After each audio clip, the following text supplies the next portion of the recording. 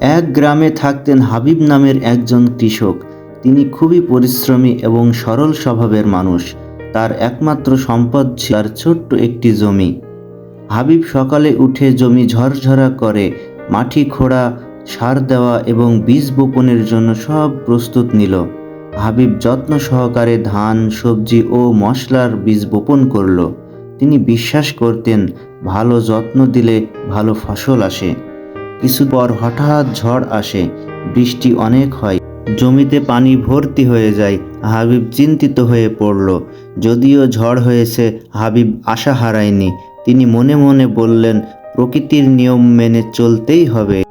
জমিতে আগাছা ও কীটপতঙ্গ বেড়ে গেল। হাবিব প্রতিদিন আগাছা তোলার এবং কীটমুক্ত করার কাজ করল। কয়েক সপ্তাহ পর ধান এবং সবজি ভালোভাবে উঠল। হাবিব আনন্দিত হলো এবং ধীরে ধীরে ফলাফলের স্বাদ পাওয়ার আশা করল। ফসল পেকে যাওয়ায় হাবিব লাঠি ও কাঁচি নিয়ে কাটার প্রস্তুতি নিল। গ্রামের সবাই তাকে সাহায্য করতে এলো। হাবিব ধীরে ধীরে ধান ও সবজি কেটে গোডাউনে রাখল। তিনি খুশি হয়ে বললেন, মেহনতের ফল মিষ্টি হয়।